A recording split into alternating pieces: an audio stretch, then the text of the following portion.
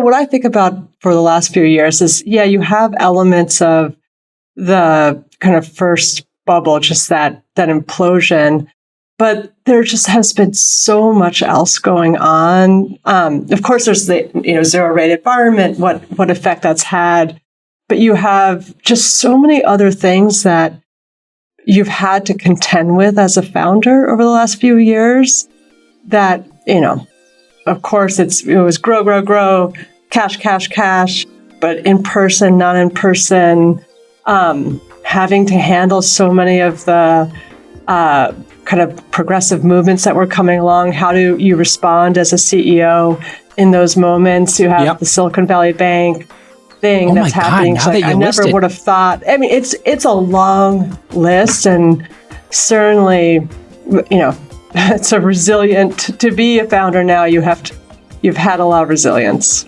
This Week in Startups is brought to you by Miro. Helps take ideas from in your head to out there in the world with its ability to democratize collaboration and input. Sign up for free at Miro.com/startups. Vanta. Compliance and security shouldn't be a deal breaker for startups to win new business. Vanta makes it easy for companies to get a SOC 2 report fast. Twist listeners can get $1,000 off for a limited time at Vanta.com/twist. And Mercury. 90% of startups fail. Just 10 out of every 100 make it. Mercury exists to close that gap, helping companies succeed with banking and credit cards engineered for the startup journey. Join over 100,000 companies banking with Mercury at Mercury.com. All right, everybody, we've been crushing it with guests during This Week in Startups All-Star Summer. So many amazing guests that it's spilling into September. That's right, your summer's not over. Look at this lineup of Murderers Row. Rich from Zillow, Nikesh from Palo Alto Networks, Dave from MongoDB, Scott from Atlassian, Ryan from Qualtrics, Dharmesh from HubSpot, all the greats. And, one of the great guests we've had on doesn't like to do podcasts. She likes to work. But she's quietly built up a little Substack audience. And, like my bestie, Bill Gurley, she doesn't write often, but when she does, it's very much worth your attention. So go ahead, before we do anything here, search for Sarah Tavel, Tavel, Substack, and put your email in, especially if you're a founder, because you're going to want to read what she has to say. Because let's just put it out there. She's brilliant. She was the first product manager at Pinterest. And I guess you left Greylock to join Pinterest, and then you went on to join Benchmark, because let's be honest, the economics at Benchmark are equal, and other venture firms, they make you work for decades to get to the top of the hill. So welcome back. Second time show guest, Sarah Tavel. Always a pleasure. Thanks for having me. Little intro there. My Substack's new, so I'm like scraping my way. So I appreciate you doing a shout out there. Trust me, I know how to get guests back on the program. I get to 1,000 founders signing up. Yeah, it's a good start. It's a good start. I'll send you a thank you note. The thank you note is just promising to come on every year or two. And I guess the last time you were on, we were in the studio, so it was before COVID. Way back when. Yeah. It was a world ago. And you had just joined, I think. You were on February 2020. Oh my God. You were on that? Oh my God. It was like the week or two before COVID hit. So it was when people just stopped shaking hands just for this is when we had the controversy where Mark Andreessen put on his door. No handshakes, please. No handshakes, please. And then everybody in the mainstream media said he's a hysterical lunatic. And then they told everybody to stay in for 2 years. The world is insane. That was such a different time. It's wild to think. I think a lot about founders who have gone through those last few years. Like, is there a time in like the modern, internet era where we've had a more thrashy, crazy time to be a founder? The only two you could ever put up against that would be the dot-com bust. Yeah. And the great financial crisis, which, as great as it was kind of like that happened on Wall Street and in housing. So it was kind of like a bomb that went off that didn't hit us all that directly. We just got the aftershocks, right? So those would be the only two. Yeah, the first, what I think about for the last few years is, you have elements of the kind of first bubble, just that implosion. But there just has been so much else going on. Of course, there's the zero rate environment, what effect that's had. But you have just so many other things that you've had to contend with as a founder over the last few years that, of course, it was grow, cash, but in person, not in person, having to handle so many of the kind of progressive movements that were coming along. How do you respond as a CEO in those moments? You have the Silicon Valley Bank thing that's happening. God, I never would have thought. I mean, it's a long list, and certainly, it's a resilient to be a founder now. You've had a lot of resilience. And if you look at all four of the ones you rattled off the top of your head, and man, that's a great summary. Sometimes you just, as a founder or a capital allocator like we do now, you just assume it's going to be hard. But each one of those is like a grenade being thrown into the lobby of your building. Like, okay, now we've got Silicon Valley Bank's gone under. We don't know if our cash is going to be there on Monday. Yeah. Everybody run around all 72 hours, doing all caps lock tweets. Yeah. Number two, okay, it's COVID. Your business is either Airbnb and it's turned off, or your DoorDash and it's went 10x and you can't deliver all the food. Then you got a bunch of insane people inside your company that are putting a gun to the founder's head and telling them, whatever the social movement of the day is, we'd like you to alienate half of our customers for the next 6 months. And then or your employees. Or your employees. Mm-hmm. It's madness. And then, by the way, we don't want to come back to work. And I'm probably working 2 jobs. Right. I just saw that the other day. Somebody was on Twitter and they found out their employee who they hired away from another company, that they didn't actually hire them away from that company. They're still working there. I've heard those stories. And there's a subreddit called Overemployed. It is now a playbook. There are playbooks on how to have multiple jobs. Let's start with that. Okay. Can great companies be built with everybody being spread to the 4 corners? Or is something missing here, especially in the stage you and I tend to invest? Benchmark is the classic of the classic Series A investors. You're looking for a little inflection point in consumer. You're looking for domain expertise in enterprise. And that's when you like to slide in there and get your 10, 15% slice of the pie and join the board, most importantly. Can this be done at that stage, or my stage, when you're trying to find product market fit in the seed stage? Can it be done remote, or are we missing something by promoting this remote culture?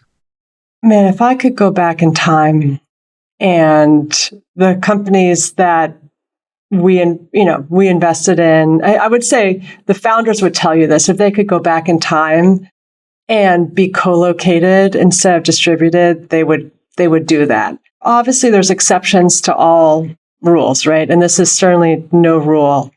But I would say, unless you're a really experienced manager already as a founder, most cases, the companies that we're looking at are founders, and they're young. They in most cases have never managed people before starting a company. And to do it distributed, to me, is like trying to sprint with a parachute tied to your back. It's just, there's so, and I get you get into this mindset of, I want to access the global maxima of talent, and that talent has gone everywhere. And I get that. It's a real trade-off.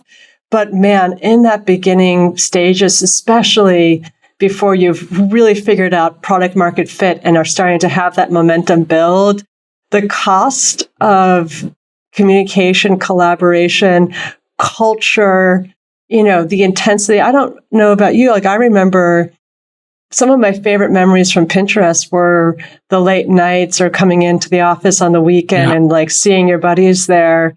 And that just creates this intensity and an identity with the company. And I think more collaboration, more throughput, better decision making, better ideas. And so I've been noticing in 2023 how many more companies I see, these early founder stories where the founders live together. Yeah, and it's even more than way more. It's having more an than office. I've ever seen. It's in the area I live, the wider peninsula area, San Mateo-ish.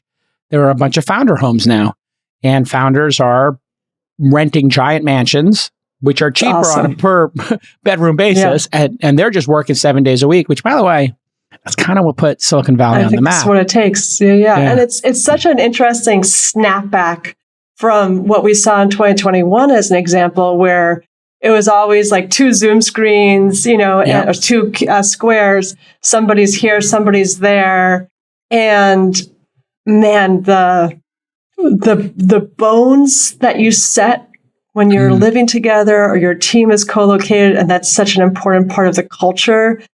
I feel like that is like it's just rare and special, and one of the unique things that you have as a small subscale startup, and to not take advantage of that in the beginning seems like that parachute. Yeah, it's a wasted opportunity. But you did say there's a trade-off. So when you start thinking about, hey, we need this very specific talent, and here in the United States, we have record low unemployment of our lifetimes. Mm-hmm. It's so, I have employees in Canada as but one example. I started a Canadian company during the boom time to hire people in Canada because I found people in the US were turning over every 18 months, just much faster. And that Canadians turned over at half the rate. It's a slight discount, but not ridiculous. But there was just much more talent available. And, what venture capital jobs are available in Canada? None, so if you're hiring analysts, it worked out pretty well. But now I find myself longing for more in-person. Founders always ask me for pitch deck punch-ups and how to present their startup in a better way. Well, I've got some great news. We worked with a team at Miro, the awesome whiteboarding software, to create an amazing pitch deck template for founders. You can see it if you're watching the video right now, or you can just go search for it. You go to Miro.com/Miroverse and search for pitch deck. You'll find it immediately. And this pitch deck will help you go from zero to VC ready. Our Founder University participants, they love using this template. It starts them on second or third base. And if you're hybrid or fully remote, Miro is incredibly useful to you. It's like an old school in-person whiteboarding session, but distributed and asynchronous, so you can work on your time schedule. Miro lets you brainstorm ideas and collaborate on projects from anywhere in the world, whether you're in the Adirondacks or you're in Cabo or you're skiing in Lake Tahoe. When you think about Miro, think 0 to 1, but faster. And Miro is so much more than a simple digital whiteboard. Your team can collaborate on planning, research, design, and feedback cycles. Now remember, faster inputs equals faster outcomes, and velocity is how startup wins. We look for product velocity in all of our startups. So to access our new Miroverse template and thousands of others, sign up today for a free Miro account at Miro.com/startups. Again, Miro.com/startups, Miro.com/startups. Is the firm, you guys had a great office in the city at one point. I don't know where Benchmark is these days. Yes. Yes. You were famous for I think it was Monday or Tuesday night dinners. You would do these dinners as a team. Monday night dinners at this weird table. It's the triangular table for 5. Tell us about those dinners, and are they back? We've been doing, I don't remember when we started coming back in person after shelter in place, but we were pretty eager to come back. You just felt the difference of Monday, team of 6 people, and what happens when you're all on Zoom versus it's kind of like being able to see 2 colors versus seeing all the colors that happen when you're in person. So we were pretty quick to come back as a partnership on Mondays. And then the thing that was slower was bringing the dinners back. And the dinners, one of the things that I think is a real cultural tenet of Benchmark is that we're just deeply curious people. And we, I think, also just really like being together and having, some, good wine, good food together. And so one of the things that we do both to nurture that curiosity that we all have, and then just to have fun together and have a good time, is having these guests come on Mondays. It's one of the things that Bill actually brought to Benchmark, I think inspired by Benjamin Franklin, and how Benjamin Franklin also nurtured his own curiosity of bringing in people who are experts in whatever, a domain that he was curious about at the time. And so for us, it's it's a pretty broad spectrum of people. I won't name drop, but it's one of the things I most look forward to, and we try to do it almost every Monday. Yeah, I won't name drop names I know that have been there either, but an author, a politician, a retired politician, a former entrepreneur, a scientist. It could be anybody doing something very interesting in the world. And I think the great investments, I'm curious how you think about outliers. They tend not to fit in a box. They tend to be multidisciplinary. The founders tend to be difficult, cantankerous. I'm talking about the successful ones. Driven, mission-driven because of whatever trauma they went through in their childhood. Whatever chip on their shoulder. Yes, whatever chip they happen to have. But there is something about when you learn about other disciplines and you see innovation happen in other verticals that really can help you in your vertical. Maybe talk a little bit about that kind of multidisciplinary, cross-disciplinary mindset. Yeah, it's have you read Range by David Epstein? Yeah, I mean, it's incredible. Yeah. It's, and it's such, by the way, it's such a great example of one of those books that, I forget who read it first, whether it was Peter, Bill, or Eric, or whoever it was, but someone read it and comes to our group and says, "Oh my God, you have to read this. It's so interesting." And we're all, just curious. And it's, it's part of the fun thinking outside the box that happens is being able to go down whatever rabbit hole or pull whatever thread you might have from whatever you're learning or been curious about recently. And I love that book. I highly recommend it to people because the thesis, he explores, it was actually catalyzed by a debate he was doing with Malcolm Gladwell on the 10,000 hours specialization. Tiger Woods studying, playing golf from when he was 4 years old and becoming the great that he is today versus, I think it was Nadal or no, yeah. It was the Swedish. Oh no, Andre Agassi, was it? No, not Andre Agassi. It was somebody who had played multiple sports and came to it later. Yeah, well, I'm terrible for forgetting his name.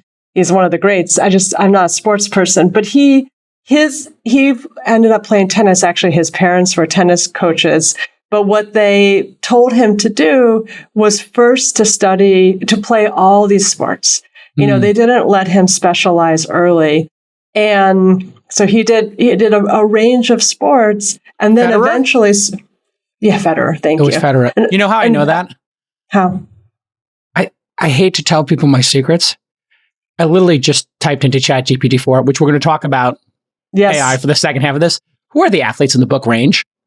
And it literally put it in a table: Roger Federer, Tiger Woods, Vincent van Gogh, Jack Nicklaus. Perfect. Great. It'll be a great segue. But so he did a range and then he specialized. And when David Epstein studied these two opposing models, what he found was that there was actually far more success going after the breadth and then specializing than just specializing. But then, you kind of start to expand that, thinking about teams that are all specialists aren't as good at solving problems as like a team of people from different disciplines or perspectives. And similarly, it's a type of thing that I remember meeting a CFO candidate and I loved that he hadn't been a SaaS CFO or VP of finance his entire career. He had done some e-commerce. He had, done a consumption model company, a SaaS model. And when you have that breadth of experience, what ends up happening is that your creative problem solving is better. You're not a hammer looking for a nail. You see things in a way that other people don't see things. And it's just it's the ingredients that you need. We think about it a lot for our partnership construction too, of just making sure we're always having people from different areas, perspectives coming in. Victor, our most recent addition, being a great example of that. Why is he a great example of it?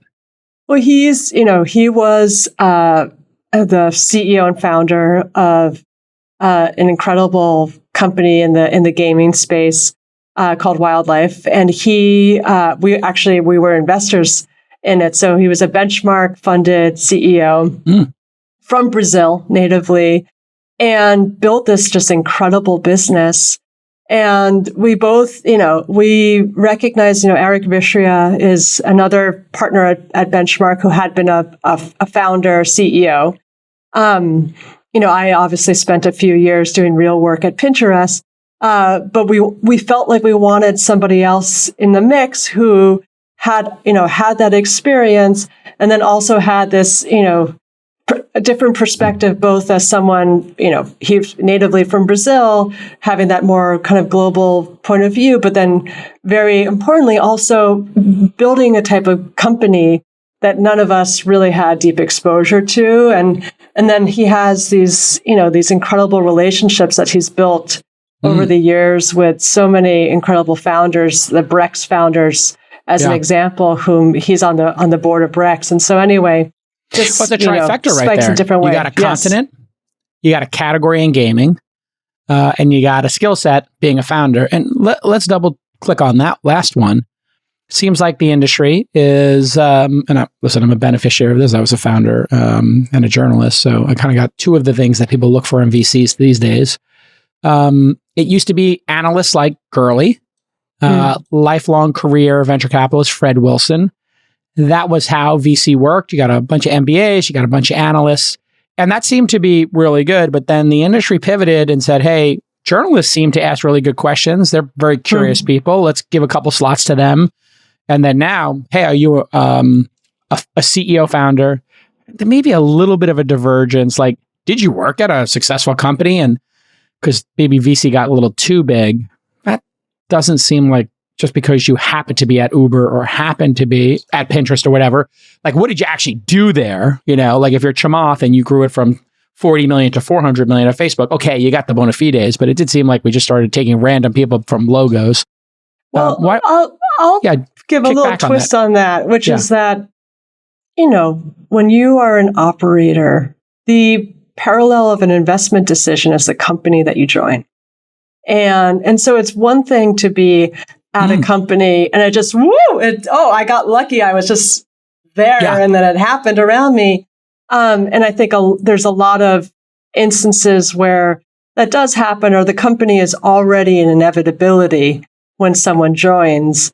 But then I think about, my partner, Matt Kohler, whom was first 5 employees at LinkedIn, and then made a very intentional decision to leave LinkedIn and join Facebook. For me with Pinterest, like obviously invested at the Series A, and then I was just so excited about the company. It was 4 people when we invested. Yeah. And just so excited about what was possible there that I couldn't imagine a world where I didn't throw my hat into the ring and beg for a job, basically. And so there's an intentionality, I think, that you see for some people in the early, like deciding to commit to a company as an operator that in a way is an investment, is a sign of an investment decision. It is. You are placing 5 years of your life. I mean, 4 if we just are totally cutthroat about it and think about like a stock vesting. You're trading 4 years of your life, and you may have 30 productive years, depending on when you start taking your career seriously and when you decide to retire. So, hey, listen, you're talking about 15% of your career. You're making a bet. Yes. Sheryl Sandberg made a bet on Google, and then she made a bet on Facebook. And, she had that famous quote. Doesn't matter what seat. Yeah. Yeah. Like if there's a rocket ship, take a seat. If you're a SaaS or services company that stores customer data in the cloud, then you need to be SOC 2 compliant. You knew that, from a third party. And you need that third party to close big deals. And if you want to get compliant easier and faster, you need to use Vanta, V-A-N-T-A. Vanta makes it so easy for you to get and renew your SOC 2. On average, Vanta customers are SOC 2 compliant in just 2 to 4 weeks. Compare that to 3 to 5 months without Vanta. And Vanta can save you hundreds of hours of manual work and up to 85% of compliance costs. This is a total no-brainer. And Vanta does more than just SOC 2 compliance. They also automate up to 90% compliance for GDPR, HIPAA, and more. You can't afford to lose out on major customers. We all know that. Listen, it's a hard year. Last year was hard. You can't lose those major customers because you don't have your compliance dialed in. Just work with Vanta. Get your compliance automated and tight is right. Lock down those big deals. Here's the best part. Vanta is going to give you $1,000 off. That's 10 hundies. Get $1,000 off at vanta.com/twist. That's vanta.com/twist for $1,000 off your SOC 2. And I love your framing of that. It's the first time I've ever considered that framing of it is an investment decision. And hey, 4 years of your life. Yeah, if it doesn't go well. And it's a much stronger, a lot of operators, they talk to me about getting into investing and then their seed investing or angel investing rather. And it's a reflection of something like your network and sourcing. But ultimately, the strongest reflection of the type of investing we do, which is 1 or 2 deeply committed investments every year, there's that. The closest parallel to that is the company you choose to join and when. And that's 1 or 2 per partner per year? Correct. Yeah. So, and there's 5 partners at Benchmark or 6? There's 6 now at Victor. So you're talking about 1 or 2 means 1.5. So you're talking about the firm does 9, 10 investments per year, one every month or, one every 6 weeks or so. So it really is done incredibly thoughtfully. Yes. And you're joining the board. Most people, in the industry, think the deal flow is destiny. Obviously, I think that's a big part of it. But you are saying here, selection is equally important or more important than deal flow. I don't think in those terms because it's there's 2 things at play, or rather, I would think of it this way, which is like I'm a big believer every strength has a corresponding weakness, and vice versa. And so everything has trade-offs. It's kind of like the employees who complain about a company feeling like a show internally. It's because it's decentralized and there's all this redundancy and all these things. But the strength of that, you can see the weakness, but the strength of that is that the company's moving really quickly and scaling really quickly with revenue and everything else. And so there's trade-offs. For Benchmark, the strength, I believe, in our model is that we are, we're a team of equal partners. And all we want is to find the founders that will be those generational founders, and then partner with them in that shoulder to shoulder work that, means that we're not delegating any part of what we consider to be the core work of a board member to an internal team of consultants, to a platform team. So we have, deep commitment, truth seeking as a partnership, and all alignment that once we invest in a company, we all are empowered and want that company equally to be successful. So you have the full Benchmark partnership behind you. The corresponding weakness of that is that we don't have a team of dozens of junior people who are reaching out to founders, And so my fear always is that a founder doesn't hear from us, and they just assume that the fact that no person from Benchmark has reached out to them means we're not interested in them. When really there's a constraint that we naturally have with our model that just means that we don't have that, that army of people who are doing that work, reaching out, nurturing all the seed relationships. And it's a paranoia I have. And, that's why we're always, I'm writing or doing podcasts or reaching out to, friends or, developing notes, hoping, cold, DMing people as much as we can. But at the end of the day, we have this constraint and we have to hope that the product that we do have, which is that deep commitment where we're not delegating any part of that job means that when that really ambitious founder who wants the best partner that they can have, make sure to find an introduction to us, or, and some way of getting to us. And by the way, I'm Sarah at benchmark.com. So I think sometimes people think that, well, go ahead. Well, no, I was going to say, a lot of VCs get high on their own supply. Yes. And this is when I know that a VC is about to crash and they should retire, is when they start writing about how you should contact me. Here are the rules for contacting me. And it's like, hey, dummy, we're in a service business. Stop complaining about your email, your DMs. That's the job. You have to live because you don't have an army of people screening your inbound like I do, or you don't have an army of people like, Andreessen Horowitz, is the platform company. You might not have mentioned their name, but I will. They got 50 recruiters, 30 recruiters sitting there doing the recruiting job where, hey, Benchmark's feeling is and I've talked to Bill Gurley about this, and Bill Gurley's emailed me. Any CFOs for a company like this, who do you think might be great? And I've gotten 50 emails over the years. What do you think of this person? I see you're connected to them on LinkedIn. That's Bill Gurley. Yes. Bill Gurley's rich. You don't need to do that. But then, when he brings that CFO or that person, chief product officer, whatever, VP of Eng, to that founder, hey, I check with Jake Al, I check with this person. And that's a superpower right there. Yes. And so different strokes for different folks. But you in your, because I was just down the Sarah Tavel rabbit hole, I read all your Substacks from this year. Really, really worth checking out. Hey, reach out, DM's open, email me. And you said it in a very nice way. If this resonates with you, DM's open, email me, or something like that. You had a little hook that I thought was very charming and thoughtful. Talk to me about writing as clarity of thought and a way to find the mutants out there. I look at my podcast and, that happens to be my zone, and I'm a writer too, but, I look at my podcast as a way for me to be Professor X, put on Cerebro and go look for mutants, right? If they're listening to the pod, it's self-selected. Hey, they want to hear us talk for an hour about the gritty details of this. Most people want a 15-minute interview. I'm like, enjoy 75 minutes or don't. I don't care. But that's a way of me clarifying my thought and showing my intellectual curiosity. Your writing shows yours. Talk about getting on the horse here and trying to be disciplined about writing on a regular basis in your process.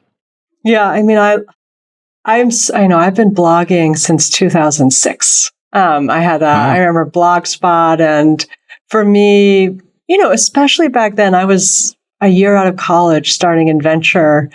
And I probably felt at the time, if I look back on my very first blog post, I was struggling being the only woman at my firm. It was just a brand new experience I thought would be fine, but actually was rather intimidating in the beginning. I was, 20, 21, 22.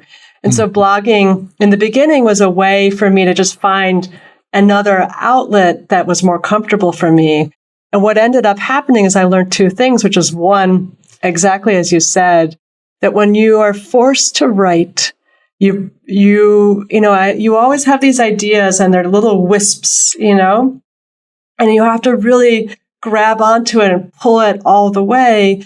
And it takes work, writing, as I think about my hierarchy of marketplaces that I wrote, that's actually on my Medium where I'd been writing before.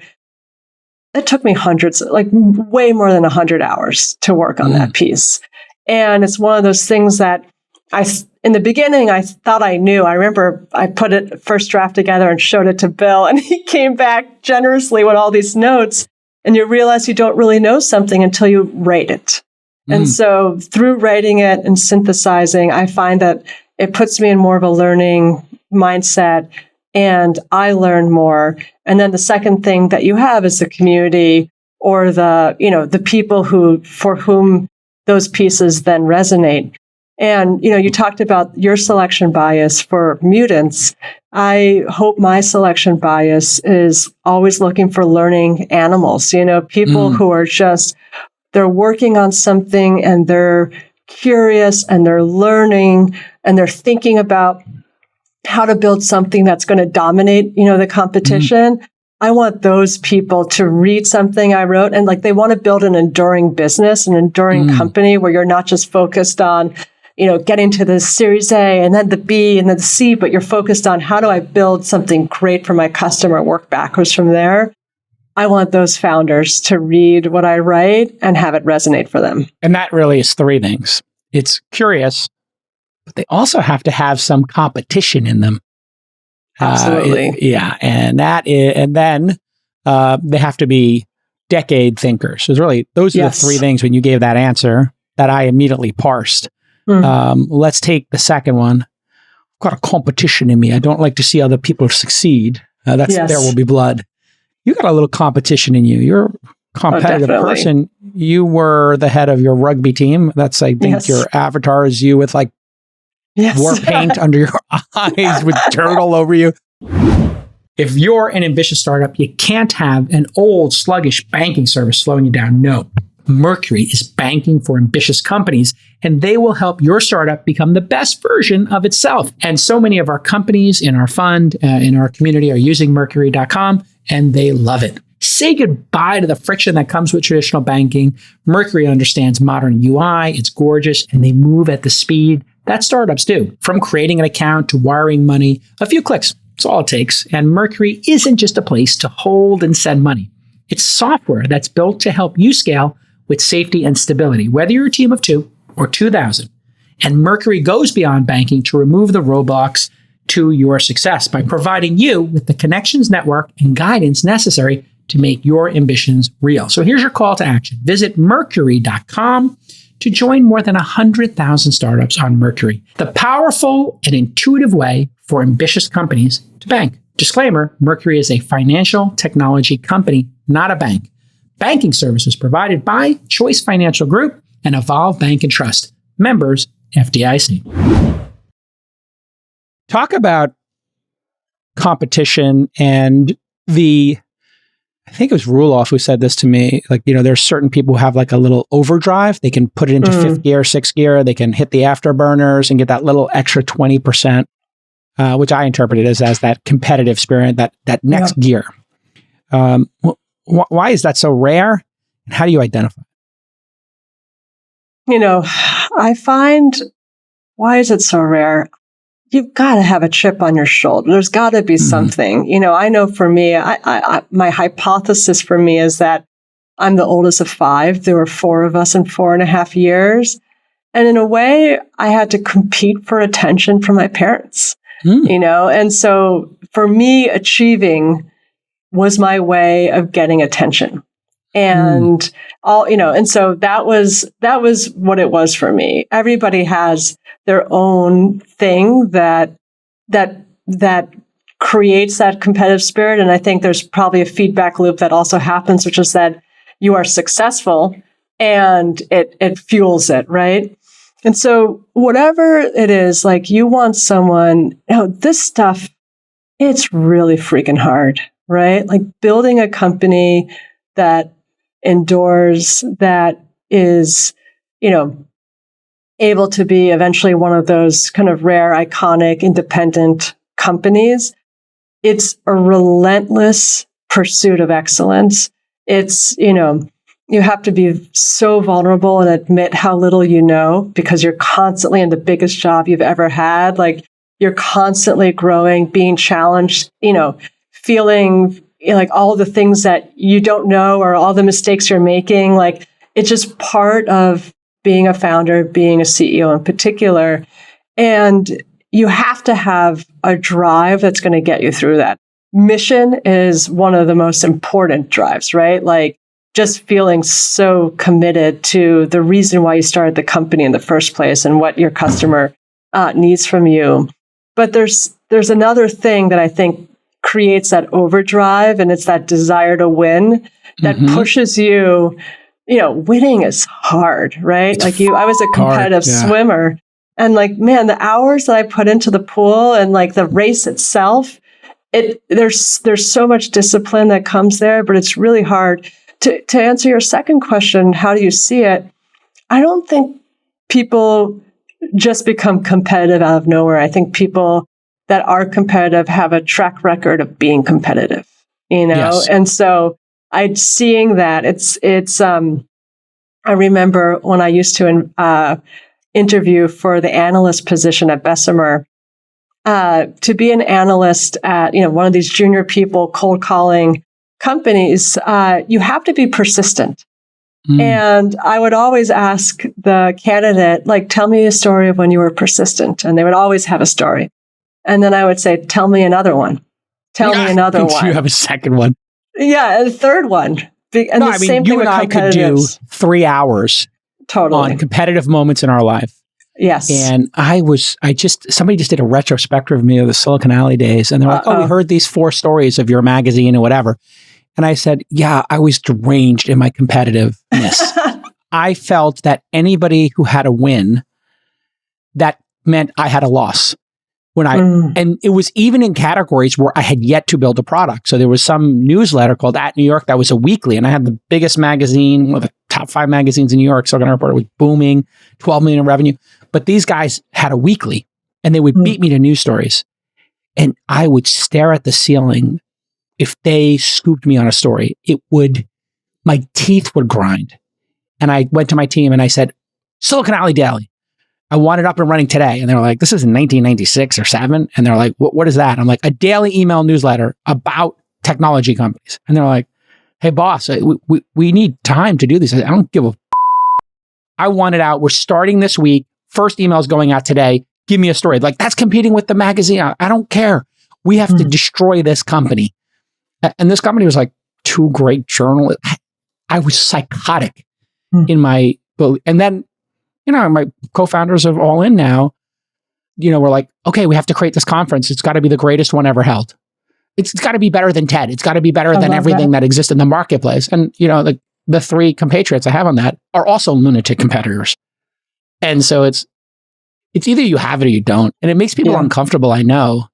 But, that's the weird thing about entrepreneurship, I think, in 2023 versus, I guess I think you're a Gen Xer, or maybe you're I'm on the cusp. I'm a millennial. You're on the cusp, right? You feel more Gen X than millennial to me. I'm going to take you for the Gen X side in the draft. I'll take it.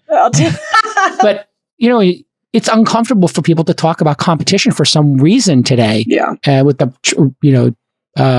you guys got participation trophies and all this kind of stuff. Like, throw it in the fucking garbage.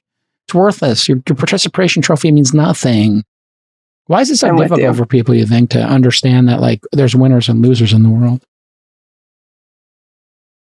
I wish I understood that. I wish I knew.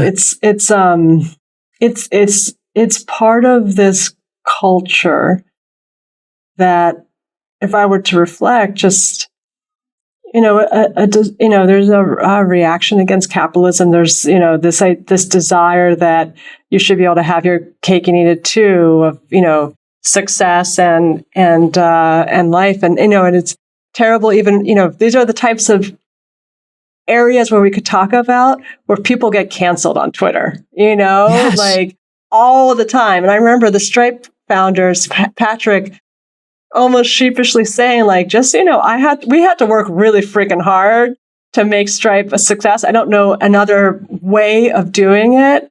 And I'll say, though, I meet a lot of founders now, young guys and gals that are really freaking driven and obsessed. And so I think there is, a snapback. I hope there is, because I don't see how people build companies that matter without that drive.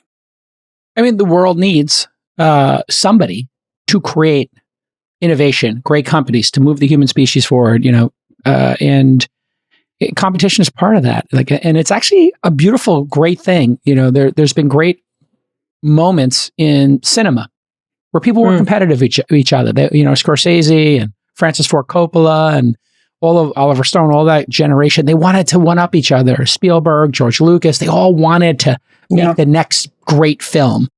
We saw it in poetry, authors. We saw it in rock and roll. Like, people wanted to one-up each other, but it's in a healthy way. It doesn't always have to be deranged and sociopathic, and the world must move forward. AI is this incredible innovation that I don't think any of us saw, and I'm interested in your position on this. We all Oh, I knew predicted it all, Jason. I predicted. Yeah. Well, I mean, we all predicted it's going to play a bigger and bigger role, but did any of us predict it would do that in 9 months? Because here we are, we're taping this in September of 2023, and I think ChatGPT 3.5 came out in October or November. When did it come out? Last year. Yeah. So it has turned the entire table over in our industry. It would be as if broadband came in 1999 and everybody had it the same year. So maybe talk a little bit about how fun this is and how much it's changing everything and every pitch and every startup. Oh gosh, how could I synthesize that? I mean, most innovation, most new experiences, new product experiences usually are preceded by some technology catalyst, right? And you talked about broadband. That's a technology catalyst. Adding the camera or the GPS to the phone that you hold is technology catalyst. And so, wow. What's also, I think, part of what is so transformative or just why it's so disruptive right now is that it used to be, I always think of it as like a color palette. Like you're a painter, as a founder, an entrepreneur, you're a painter, and what happens sometimes, GPS gets added to the phone or a camera gets added to the phone. And all of a sudden you have this new color with which you can paint a new picture, right? Instagram, Uber, like those are all kind of taking advantage of new colors that you have on your palette. What happened with large language models is that instead of it just being a color, it's metaphorically and literally giving you the picture. And it just means that kind of the ability of so many companies then to take advantage of this technology at the same time very quickly, it's remarkable. And it's the type of thing where we think about natural language, right? If you can have this interface to this incredible, powerful model that is one that every single person can easily use and understand, I mean, it's just the pure democratization of that type of technology when usually it was, through the kind of interface that a developer would create for you. So it's touching everything. And it's, I have a punch up for your framing for your next Substack. The palette didn't change, the canvas did. Explain more. Well, if you think about it, like what you're putting all of these experiences and these features onto, the whole thing has changed now where there's a whole new platform that can solve the problem. And you wrote a really good blog post about like augmenting people or just solving the damn problem for them. Yeah. And I really liked your framing of this piece. This was, I think, your best piece of the year amongst a good one. Yeah. I give this one the Academy Award because you went to a website for business process outsourcing. And this is a very interesting device you used. If you go to a BPO website, these are people in India, Manila, knowledge workers who cost a tenth of what the knowledge worker would cost here in the US, a fifth, whatever it is, with globalization. And they can take something that a lawyer does, that's on the low end of the spectrum, and just get it done. And you can outsource to them, just like you might be able to Amazon Turk. In a way, this new canvas that we have can just do the entire thing. You don't just make the lawyer at Wilson Sonsini 10% or 20% better at doing some litigation task, at doing some IP task or trademark task. You can just do the task. Right. So maybe explain your thesis here and what you're seeing out there on the playing field. Sure. And there's more we can, let's bookmark just talking a little bit more about that because there's something about, how much of the work is the large language model doing and how do you build enduring value if you're one of these companies? But the thesis, when you have a technology as powerful as a large language model with so much of what we talked about before, it's really a paradigm shift. And what tends to happen when you have a paradigm shift is that the first wave of companies, of applications of that paradigm are in the mental model of the prior paradigm. And then usually, we talk about skeuomorphism as a way of describing some of what you see at a design level. And the thing I was reflecting on is that the first wave of companies leveraging large language models or generative AI generally were extending the mental model that we've had for the last 25 years in application software development, which is about increasing the productivity of an employee, the team collaboration, the company, the management's ability to to better manage the team. But all those things are about increasing productivity. And all those companies, they were, all about increasing productivity and then charging on a per seat basis that was essentially benchmarked to the price of that employee, the cost of that employee, and your ability to move, their productivity higher. And it's why an HR startup has a harder time than a developer-oriented one, because the HR employee is a lower cost employee generally than the engineer. And so you have, and we see this manifested in per seat pricing. This model is taken off, right? Per seat pricing is like, hey, if you're a salesperson, $2,000 a year for Salesforce. If you're a developer, $4,000 a year for this tool. Yes. And it abstracts in some way, as you're pointing out, to their salary. Correct. That's exactly right. And that actually also then has dictated where these application software companies have been built, what verticals they can go after, because you have to have a go-to-market that is getting software in employees' hands, having those employees, start to use that software actively, whatever integrations you have to have in order to do that. And there's a certain cost to that and a certain value to the seed. And so it's meant that some verticals just haven't been penetrated by software companies, which is, very hard to find right now. Right now, it's been feeling, and this is, Parker Conrad's point on compound startups, is that there's been so many point solutions in SaaS now because everybody's been looking for these like little pieces of white space after the big opportunities have been taken. And so then the first generation of these startups leveraging LLMs have been in that same mental model of let's sell software to companies that increase the productivity of their employees. And, the co-pilot for X idea is a reflection of that. And I don't mean to poo-poo it. It's certainly extremely valuable. The risk that I feel is that, there's always this feeling of, or there's an expression, the startup has to unlock distribution before the incumbent unlocks innovation. And one of the challenges with playing in this kind of extending this mental model of productivity is that you're playing the incumbent's game on the incumbent's turf. Like who is going to be better positioned to offer this type of software to employees? It's the company that already has software they're using every day. And because of, the analogy we described before of like the canvas, the large language model is doing so much of the work to create the step function change in productivity for the employee that it's been incredibly simple for incumbents to add this type of productivity improvement. And, go ahead. No, I just noticed it today because I use a wonderful piece of software called Speechify. Oh, yes. And Gwyneth Paltrow's voice is in it. She's an investor. She told us at the All In Summit. And I can take a New York Times article that hasn't been, and I can just listen to it in Obama's voice or Gwyneth Paltrow's voice, whatever it is. And that's better for me if I'm walking around or my eyes are hurt from too much screen time. And I noticed today in the app, it said summarize this article with AI. Now, I would normally do that by opening up ChatGPT-4 or Bard and putting in the URL. Now it's there. So, and then Notion and Coda, which I love both of those products, and we use them at all my companies, that has it.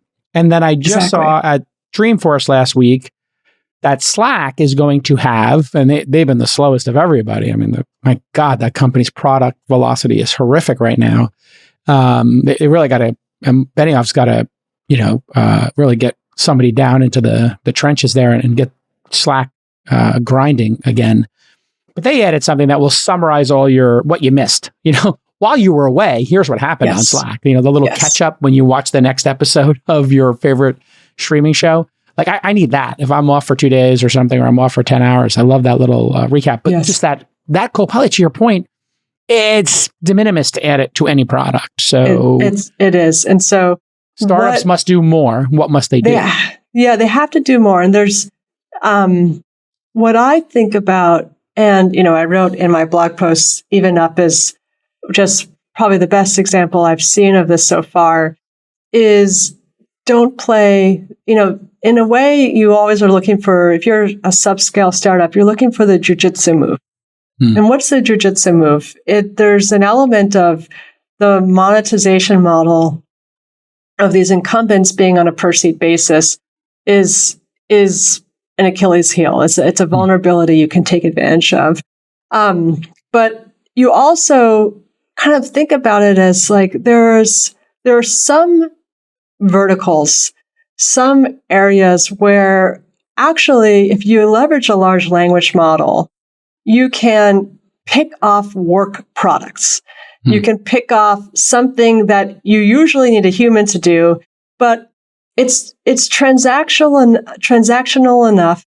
It's a kind of more of a a rinse and repeat thing that you do that leverages some of what large language models are so good at.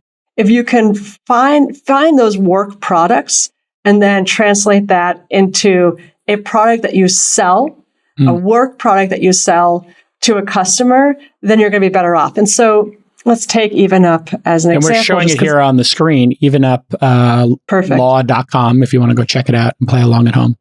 So these guys are, incredible. And I talked about them in my post because I feel like they are well on their way to escaping competition. So what happens when you're God forbid any of you ever have to hire a personal injury lawyer. My mom had to. She got bit by a dog. And what happens is that you hire a personal injury lawyer. They get a contingency of a third of whatever your settlement is from the insurer. And my mom gave her personal injury lawyer all her medical records. You talk about pain and suffering, lost wages, whatever it is. And then what the lawyer does is they summarize all the medical records into something called a demand letter. And the demand letter is a summary of the case, loss, like everything, and then has a demand on what they think the settlement should be. Now, this is a work product that personal injury lawyers who are super busy, spread across so many things, are usually trying to fit time into their schedule to get done. And what Even Up realized is that they could use different techniques, including LLMs, to automate the creation of these letters. And they sell that to a personal injury lawyer think of it as if you were selling it on a per demand letter basis. And it's a completely different paradigm of selling. The go-to-market, I'm just selling a product. You send me the medical records, we'll give you the finished product. It's the pricing then is based basically as, you think about it not as a productivity improvement, 15% productivity improvement. You think of it as like a 95% productivity improvement. Yes. And what would the cost of the headcount have been if they were having to do it themselves? It's a pretty simple thing to do. I have a company like this as well. And so you can't sell it on a per seat basis. Correct. Because this can do an infinite number of them. And so selling it on a per report basis makes more sense. And if your cost to do it internally was 10 hours of a person's time at $40 an hour, that's 400. Hey, we'll do it for 50. We'll do it for 100, whatever it is. That's right. And if you have 10 this month, great. If you have a busy month next month, and you have 30, great. But you're not paying for seats. That makes no sense. We're just going to charge you 5 or 10% of whatever your cost is. I'm making that up. But yes. You see this in other arduous, painful jobs. And there are white-collar jobs that are repetitive, arduous, and nobody wants. SDR comes to mind, sales development rep. You're an SDR. You got to get leads. You got to warm them up. Perfect job for AI. Lead IQ is the company we have that's doing this kind of thing. And I think everybody's got to just start thinking about these businesses and maybe a new business model. And per seat business may, work for some. co-pilots and stuff like that. But that could be a big change, huh? And it's it's so interesting to me to think about what EvenUp could have done. They could have sold software, and instead selling the work product. When you think about personal injury lawyers, it's not exactly like there's a software company that's going after that. No. They have changed the equation on a market that it wouldn't have otherwise been profitable to go after. But when you change the product that you sell, and instead of selling software, you sell work, you actually open up markets that wouldn't have otherwise been viable for a software company. And that creates, blue ocean opportunities for startups to go after. Me. It just clicks for me. There's not enough seats to sell, but there are enough reports to run. So we're changing our perspective on what's possible. You're not just, because you go into personal injury attorney, paralegals or assistants or whoever's doing this work. How many of those are there? How much do they get paid? What is 10% of making them more efficient? Right. It's a blue ocean opportunity. Startups were able to launch for a fraction of the cost of startups just a decade earlier when the cloud came out. And startups that weren't even possible, like YouTube, maybe Instagram, these type of Dropbox comes to mind as well. They required massive storage, was expensive, bandwidth was expensive, and even processing power and cameras were expensive. If you wanted to do a filter on a photo, my God, Photoshop and a powerful MacBook Pro is what was necessary. And then maybe you got to get the Creative Suite from Adobe, and then Instagram abstracts it into a smartphone. Wow, incredible. So I guess my question to you is, do you see startups needing less money to achieve greater goals? And then what does that do for your business as a Series A investor? I would like to correct the record. I'm not saying startups need less money. If you were to compare in 2021, but if you were to look at a regression over the last 10 years, it feels like, even there's a lot of companies right now that are playing with large language models that think that they have to eventually train their own model, fine tune. That's not cheap. Right. And so, go ahead. Well, I was just saying that, it takes a lot of big iron at this moment in time, but we did see cloud computing lower the cost of having to buy $1 million in servers, absolutely. Right? Absolutely. So I guess I think it's a good point, because those AI companies are an exception, but the average startup, might they need less developers if developers are going to be more, effective at what they do, or is it just going to be steady state? They'll just redeploy that money into marketing or something. Like what I see is that the average round is larger now than it was in 2018. And, there's more companies, more competition, more venture capitalists with bigger and bigger funds. Yeah, and that seems to be a big driver, huh? It's a big driver. And then, of course, like a lot of these AI companies, like we are still so early.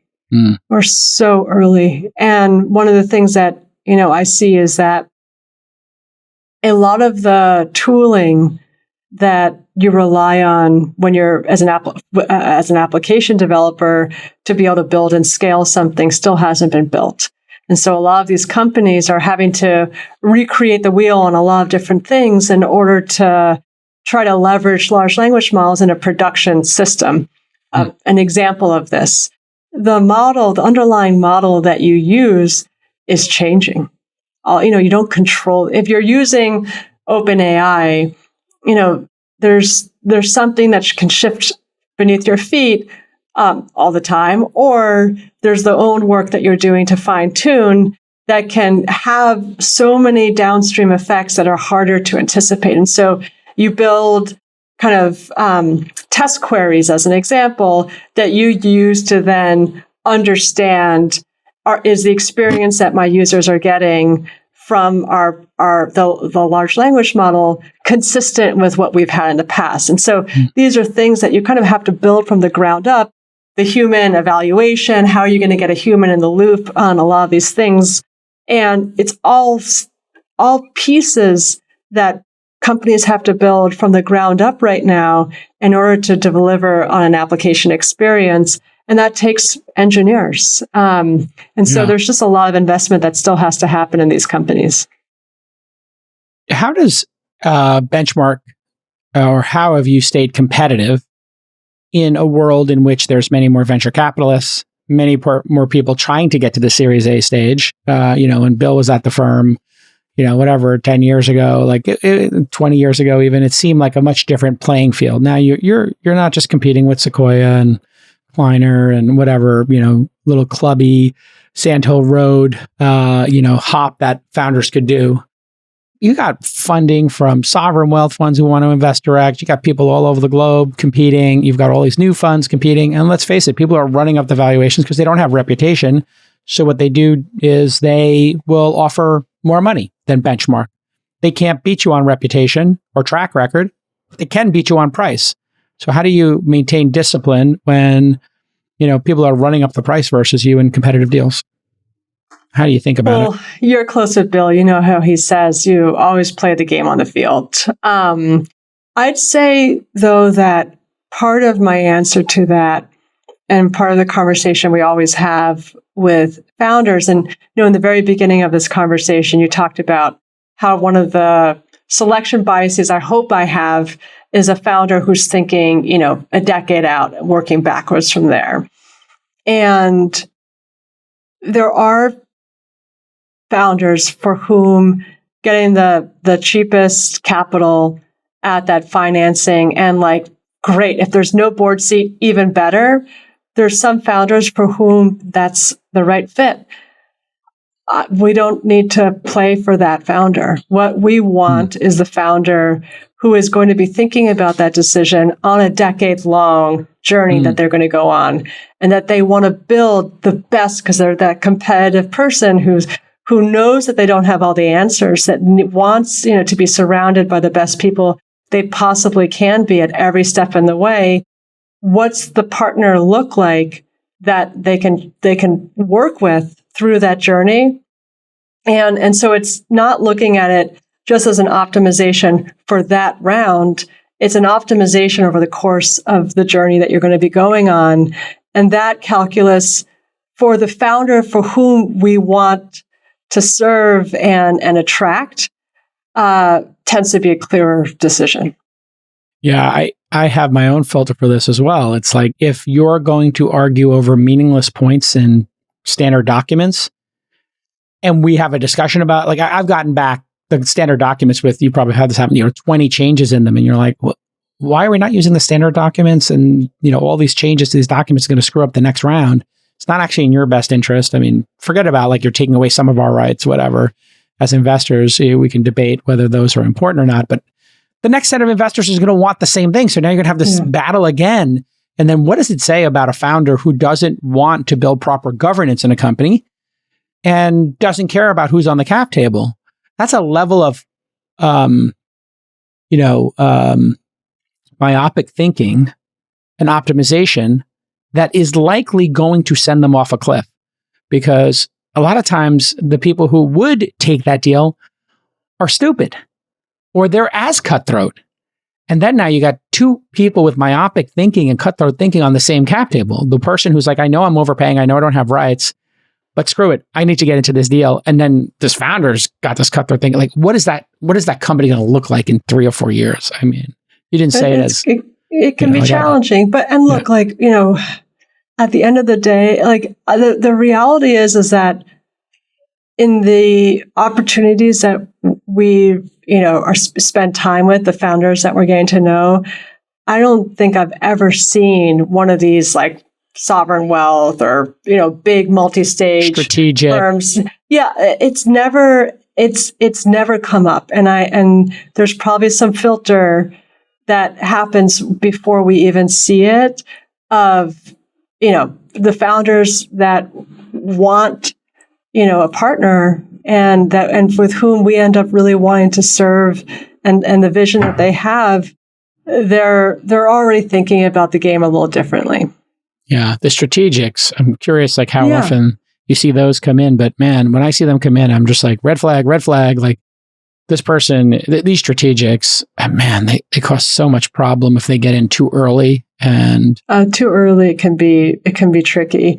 This AI explain why world, to people who, a founder who for the first time has some, big handset manufacturer or, social network want to own shares in their company at the Series B, and they want to do the round instead of a, classic financial interested party. Explain why that is weird. It's a few things. Number one, it's like, at the end of the day, do you want a partner at the board who is going to be, thinking about only the company and it's, what's best for the company, working backwards from there? Or you're going to want someone on your board who has this other incentive structure, usually because of whatever organization they're part of, that ends up affecting kind of the counsel that you get from the partner. The second, it's kind of related, which is, I remember when I was at Pinterest, one of my first jobs at Pinterest actually was to close our Series C financing, which was with Rakuten. And Rakuten's an incredible Japanese conglomerate. And then like my next job was, localizing Pinterest. We were only in English. And so what were the first languages that we were going to support? Japan is a very unique world, right? Yes. There's a little bit of a Galapagos effect there in terms of kind of consumer social. And so there was this, influence, small kind of on the scale of which countries to launch first, this, light thumb pushing on Japan, and there's no question we pulled forward Japan in my recollection, we pulled forward Japan ahead of when we would have otherwise done it because we had Rakuten saying, let's do Japan. We're excited to support you. We'll help you in all these ways. Yes. And it's a very subtle thing, but, building a company is already difficult enough. And when you add any distortion in your decision-making to serve a third party that you might not have to otherwise have served, it creates some challenges. And then the last thing is always just the complexity that it creates when you're thinking about M&A. Yeah. And we could, open in that case with Pinterest, if you were going to sell the company, it went an IPO, obviously, but if you were going to sell it, Rakuten would be like, okay, well, we'd like to buy it. And okay, well, what's the price for them? And they're on the board. And then who are the other buyers? Just the nature that there are other buyers would tip off Rakuten and make them be able to compete better in the bidding process. Right. So now you've distorted the bidding process. Right. And it's what acquirers worry about is, there's a strategic, they probably have a right of first notification. And so if I spend all this work, do all this work internally to get people excited about this acquisition, and then I make an offer and they tell their strategic investor, and then they counter, was I just a stalking horse, And so there's a little bit of that effect that you have to neutralize. And to translate the first point you made for the audience, the compensation you and I get as being fund managers, GPs, general partners in a fund, you guys get 25, 30% because you're benchmark. I get 25%. And then most get 2 and 20, and it's management fees, and 20% carry. What that means is your stock price goes up in Pinterest or whatever startup it is, Uber. We only do as well as your stock price does. And by the way, you have stock price too? Oh, you have shares as well? Okay, all of our shares go up. We all win equally. Now you get somebody who's on it. They're the VP of biz dev, corporate development at some big company. They're just trying to make the board and the CEO happy. That's how they get a raise and a bonus. They don't get 20 or 25 or 30% of the increase in our share price value. They get some strategic value from this. And then they're taking their product roadmap, your product roadmap, and then they're putting them up on a board and saying, when does this company hit our strategic interests? And now I'll add that as a fourth, which is, when do these things start overlapping or competing against each other? And Rakuten's like, you know what? We learned so much on this board that on our e-commerce site, we added a share button. But don't worry, it's just a share button. Right. And then, oh, you know what? But you can share multiple things. So we just made a profile page with a couple of things you've shared before, but it's not competitive. And then, oh yeah, now we make collections, but they're not called boards, but they're collections.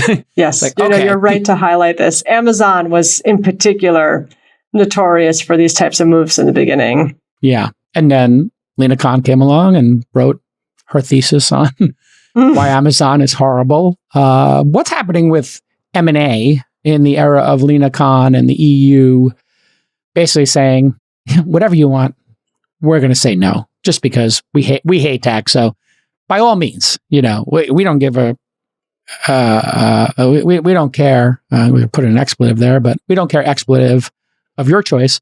What the law says, we're just interpreting tax M&A equals bad. And we don't even care that it's great for a consumer that these companies would be part of the same group. But maybe some relief with Microsoft winning their case and offering more to consumers than was asked, right? They're like, yeah, you can be on Xbox or whatever. We don't care. So maybe talk about your thoughts on that. And what's the back channel in our industry on M&A?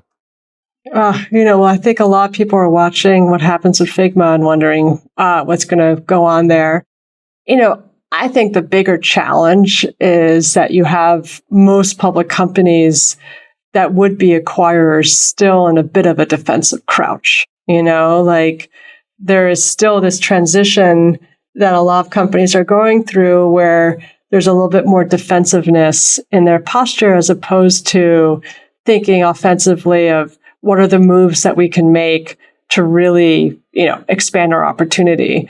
And it's a natural, aftershock or kind of effect of just this change in the interest rate environment and all the subtle things that tends to affect. And every decision to make an investment is just much more expensive than it used to be. And so I feel like that's the bigger thing. You're starting to see some, more offensive moves, more kind of people thinking more about the future as opposed to reacting to some of the decisions they felt like they maybe made in the past that got them into overhiring being the big one. But we're still thawing from that. Yeah. We had Whoop on the show this summer, met with Amazon, wanted to invest, passed on investing after meeting with them, and then wound up launching competing products. That's episode 1786 for super fans who want to double click on it. Do you think about macro as an investor, or do you just think great founders, product market fit, company building? We obviously are affected by the macro. All of our companies that we're invested in can't ignore it, but ultimately you're investing in a great founder who sees something that other people don't see. If there was, maybe the one thing that you do feel is certainly, I think it may have been Bill who said this, that you can almost feel how much you're into a bull market by the gross margin of the startups that people are investing in. And certainly with the zero rate environment, the bull market, you tolerated lower and lower gross margin businesses. That's not the case today. I can't tell you how many companies I meet now where on their slide, they talk about burn ratio. How much did they have to burn in order to get to the ARR, let's call it, that they're at now. And I love that people are thinking that way. It's healthy. It's so healthy. Ultimately, this is, what startup businesses should be. Venture businesses are opportunities where you can take small amount of capital and have a huge multiple of value that you drive from that. And we lost that a little bit over the last few years. And so now people are really coming back to it. My big trio, CPG, becoming a venture business. Really? I'm not so sure about this one. Yeah. There could be differentiated products that have technology in them. I think 8 Sleep falls into that category, very, high gross margin business. But then 15-minute delivery, okay, nobody needs to do 15-minute delivery. even if I forgot my shaving cream, like I actually don't need 15-minute, like yes, Uber Eats delivers, DoorDash delivers grocery stuff. Like 1 hour is just fine. 45 minutes, just fine. 15 minutes, like what am I? There's very few things that somebody needs in 15 minutes. Yeah. And then of course, like BuzzFeed is worth like $50 million right now. And it, like who is investing in a media company? Listen, I'm a media guy. I love media. I built many businesses. There's no media businesses are for people who are passionate about it, who want to build a 10, 20, 30, $40 million a year business. If you love it, great. Or if you're a rich person and you're Bezos and you want to own, or you're Benioff, you want to own Time Magazine or Washington Post, or I guess Lorraine Powell now owns The Atlantic. Like if you love it and it's like, owning a hotel or resort, kind of thing, and great. It's a bespoke, business for you, but that is not where we should be spending our time. There's no gross margin in those businesses. All right, Sarah, it's been an hour plus. Sarah Tavel. Read her Substack. Go to Sarah Tavel. Oh, and I asked you about your portfolio. You never want to talk about your companies. Well, let's go. Why don't you want to talk about your investments? You trying to keep them stealth, or you just don't want to be taking credit for them? What's your thinking here? I think 99 times out of 100, announcing a financing serves the ego of the investor over the purpose of the company. And, especially, I'm a student of dominating competition, right? Like, how do you build one of those businesses that, isn't just number one in a pack, but like number one by a mile? I have this Usain Bolt image that I love on my Twitter. And there are very few things you get out of doing an announcement at the very early stages of a company, besides educating people who are thinking about what they want to start. Yes. Yes. And I could imagine someone saying, and by the way, the other big thing for it is that it catalyzes incumbents to compete with you. I hate hype. I think hype hurts companies so much. And I can't help but think about kind of the Clubhouse early days where this small company, small team, incredible founders trying to build something. And the hype cycle that got created around Clubhouse was so great that it catalyzed Twitter. That Twitter is not a company that builds things quickly. And wow, holy cow, was that activating to Twitter. That hype felt existential to Twitter. And it got them to act and added, spaces to Twitter. Spotify, and here we are. All these people. And here we are. And so it's just, particularly in consumer social, hype is the worst thing. But generally, and especially in this world we live in now, where it's so much, incumbents are not fools. They are moving really quickly. They are innovating. And I would rather keep something a secret as long as we possibly can and then surprise people than pound my chest about the company. I like Super Great, though. Can I mention Super Great? I love those guys. What is it? Why did you make that investment? For me, the first thing was the founders, which is Tyler and Dan. Just incredible founders whom had a great partnership, were, really committed to what they were doing and had a unique point of view to what they wanted to do with Super Great. And the second thing was, I think there was a little bit of unfinished business for me from Pinterest, which was like, Pinterest was this UGC site, but you couldn't control what people brought into Pinterest. It was, and so you would click through on a pin, and it could be to, a dead link or whatever it was. Yeah. And so it made it difficult for Pinterest to get into commerce. Because you never trained the users. Never knew what you're going to get. Yeah, you never really trained the users to trust clicking through, I think. And Super Great was 100% products and a UGC site around that. And, it's makeup and beauty. It's awesome. Around beauty. And what was cool about beauty is that super long tail of products, kind of the Shopify world has made it so that there's like so much more fragmentation, new brands coming around all the time, high gross margin products, easy to ship. and felt like there was an opportunity to build something. Awesome. An hour and a half with Sarah Tavel. Will you come back next year? Can I get you to pre-book you for next year? All right. That's all I ask. This is my new thing with my all-stars. I just say, hey, 1 year from now, because you'll make that commitment and my team will hold you to it. Now the audience is in on it, so they can't wait for September of 2024 to get an update from Sarah. You're amazing. Always good to see you. And we'll see you next time. Bye-bye. Awesome. Thanks, Jason. Cheers.